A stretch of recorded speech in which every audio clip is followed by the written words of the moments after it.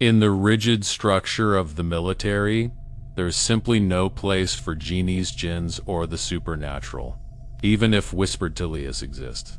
These subjects are strictly off-limits, primarily because soldiers confront far more serious and tangible fears, the reality of war. But what if something genuinely paranormal, something like the Jinn, did descend upon active duty soldiers? When such occurrences are reported, they are typically dismissed by command. Any soldier who insists is often referred for psychological evaluation. Yet what transpires when an entire squad encounters such an ordeal simultaneously? During a deployment deep in the desert, a full military troop collectively experienced terrifying events phenomena. They all witnessed and heard believing. They are still haunted by them to this day. To uncover the truth of their ordeal, we must follow the chain of events from its genesis. We are accustomed to hearing Jinn stories around campfires or family gatherings. However, this culture of discussing the supernatural is completely foreign to military life. They rely exclusively on scientific rationale to address every obstacle. There is no time for ghost stories when the threat is a visible enemy. Therefore, when paranormal accounts emerge from the military ranks, it signals that every logical explanation has been exhausted. They concluded that what they faced was undeniably supernatural. Our story begins in June 2009, following 8 American soldiers on a critical mission. Their task was to relieve a British unit stationed at a forward observation post up. An op is a strategic elevated position designed to provide the best possible surveillance and tactical advantage. However, this specific op was severely flawed. Surrounded by higher terrain, it was completely exposed. Any minor movement risked drawing enemy sniper fire. The post was not only dangerous and isolated, but also cramped, forcing the soldiers to sleep uncomfortably on the ground. This team was scheduled to remain isolated there for 60 consecutive days. The squad consisted of 8 soldiers, led by Sergeant Green, with Corporal Lima serving as the second in command. They arrived at the post for the standard handover. Protocol dictates a thorough exchange of critical intelligence, details on explosives, vulnerabilities, and enemy positions. What they found was far from routine. The American soldiers discovered the British unit was visibly anxious and frantic, eager to depart with unnatural speed. They bypassed the usual detailed briefing. The British soldiers looked completely exhausted, their uniforms worn, as if they had been entrenched there for years. As they hastily packed their gear, one British soldier turned to the Americans and delivered a chilling warning. "Just so you know, if you dig anywhere and find something in the ground, put it back where you found it." Puzzled, the Americans pressed for details. The soldier offered no explanation, merely repeating the warning with palpable fear in his eyes. As night fell on their first deployment, Corporal Lima took the initial watch. He was focused on the very real threat of an ambush from the surrounding mountains, but the assault came from an unexpected source. Suddenly, the military radio, a robust, encrypted device, sprang to life, emitting loud static and crackling noises. Lima assumed a simple malfunction. Minutes later, the radio activated again, but this time, he clearly heard human voices talking. The language was foreign and incomprehensible. Disturbed, Lima quickly removed the battery and checked the unit. After reinserting the power source, the static immediately returned, followed by the same voices. This time he focused and realized the language sounded distinctly Russian. This defied all logic. The radio was encrypted and should only receive signals from matched devices. Lima contacted the main base to inquire about any transmitted signals. The response was immediate. "No one has sent anything, and we haven't received any signals from you." The eerie noises, the static, and the foreign whispers continued to haunt Lima throughout the long, dark night. During daylight, the soldiers conducted a safety assessment. They noticed a trench that could provide cover but needed to be deepened for full protection. They questioned why the previous British unit had not completed this logical task. They decided to spend the day digging. As Lima worked, he struck metal and pulled out a stake with Russian writing engraved on it. He dismissed it, knowing Russians had operated in the area decades prior. Meanwhile, Wilson, the youngest soldier, uncovered pottery shards and old plates. As he dug further, he eventually exposed a large human femur bone. Terrified, Wilson immediately ceased digging and put everything back. The other soldiers quickly stopped their work.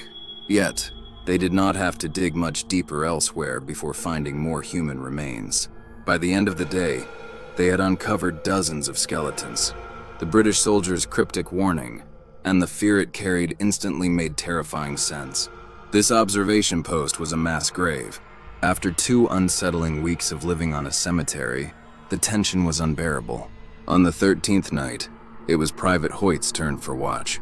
Hoyt, just 20 years old, felt an immediate sense of unease. As he slowly turned, he heard a piercing, loud scream originating from the opposite direction.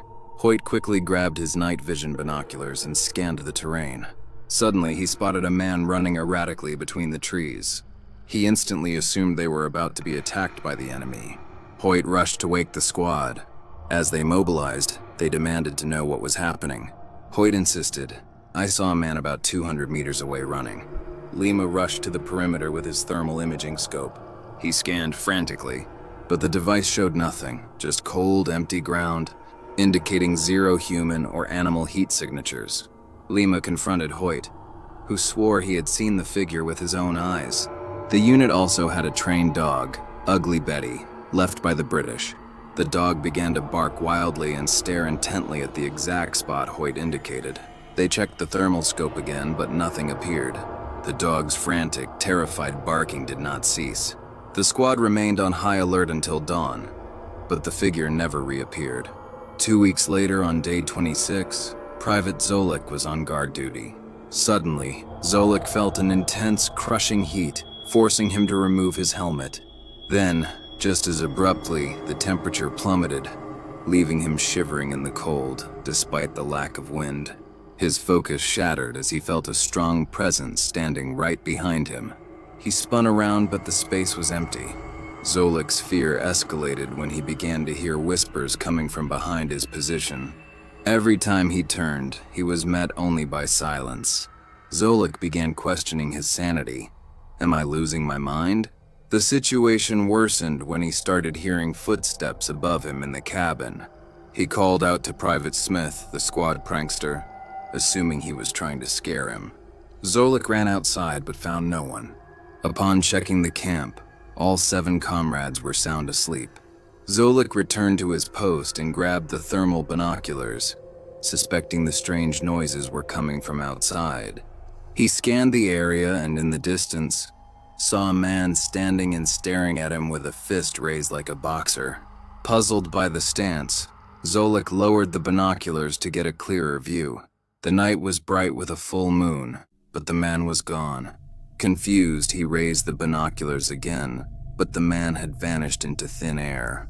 In his later testimony, Zolik admitted that he was extremely stressed and genuinely feared he was hallucinating. He convinced himself that the whispers and the impossible sighting were signs of a breakdown. He chose not to report his sighting. Instead, he went to the sergeant at sunrise and requested a transfer, stating, "I think I've lost my mind. Something is wrong with my brain." His request was granted and he was transferred out. His comrades, however, felt betrayed. They believed he was using madness as a convenient excuse to escape the horrible. Post, they all wanted to leave. They did not take his story seriously. Just 2 days after Zolik's departure, Corporal Lima was on watch. The dog suddenly began barking hysterically at a specific spot. Lima looked in the same direction and saw a faint figure resembling a man hundreds of meters away on the mountain. He raised his binoculars, but the thermal scope showed nothing. No figure, no heat. The dog's frenzied barking continued. After a few seconds, Lima raised the binoculars again, and what he saw nearly stopped his heart. The figure, previously far away on the mountain, was now standing directly in front of him, impossibly close, as if it had covered the vast distance in an instant. In shock, Lima stumbled backward, but quickly recovered, raising his rifle. The figure vanished instantly. As Lima lifted the binoculars, scanning for any sign of the figure, he felt a hard blow to his shoulder. He spun around, expecting a comrade, but found no one. The entire squad was still asleep. Lima was overcome with deep regret. He had doubted Zolik, yet now he was experiencing the exact same phenomena. Over the next 10 days, Hoyt, Wilson, and Smith all reported similar eerie encounters. They eventually shared their stories and realized that Zolik had never been lying or imagining things. On day 59, the penultimate day, all of the squad's radios malfunctioned simultaneously. Lima approached Gibbs, the technician, who was equally mystified. "I haven't changed anything," Gibbs stated. "They were working and now they're all completely down. They were left with one unreliable satellite phone. They were totally isolated." That night, Wilson was on guard duty. Suddenly, he heard the chilling sound of machine gun fire erupting outside the base, followed by a deadly barrage of bullets. The sound seemed to come from all directions. The entire squad woke up and took cover. Lima rushed to the post, demanding, "Where is the fire coming from?" Wilson screamed hysterically, "I don't know. It's everywhere." The noise was deafening, mimicking a full-scale assault.